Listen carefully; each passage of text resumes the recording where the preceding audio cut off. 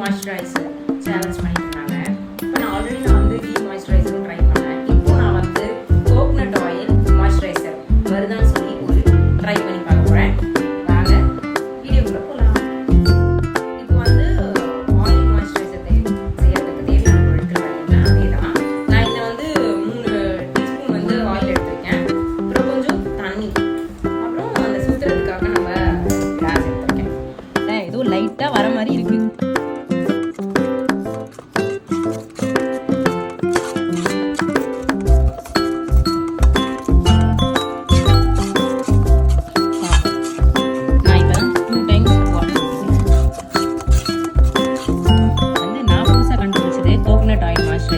ஆக்சுவலாக ஃபஸ்ட்டு வந்து தண்ணி பிரிகிற மாதிரி இருந்தது. ஆனால் போன தடவை நம்ம அந்த கீழே வந்து ஊற்றுறோம் இல்லையா தண்ணியாக, அந்த மாதிரி இதில் ஊற்றுறதுக்கு எதுவுமே வரமாட்டேங்குது.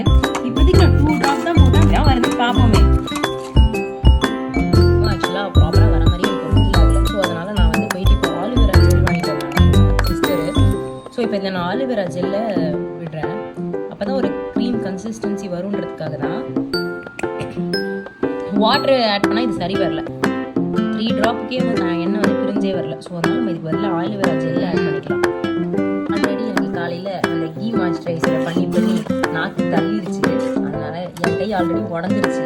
ஷோல்டர் பயங்கர பெயின் ஆகிடுச்சு. ஸோ அதனால் இப்போ எங்கள் அக்கா தான் இப்போ இதை வந்து செய்ய போகிறாங்க.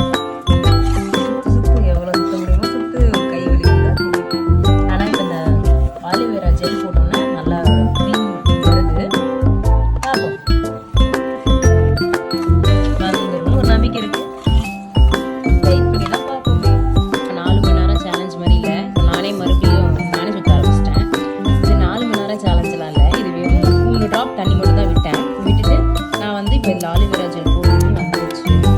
ஏன்னா ஒரு 1/2 hour நீங்கள் இந்த மாதிரி ரொட்டேட் பண்ணிகிட்டே இருந்தால் ஒரு க்ரீமி இது வந்துடும், கன்சிஸ்டன்சி வந்துடும். ஸோ அதனால் இது ஈஸியாகவே முடிஞ்சிருச்சு. இது நான் இப்போ பாக்ஸில் இது பண்ணிட்டு உங்களுக்கு காட்டுறேன்.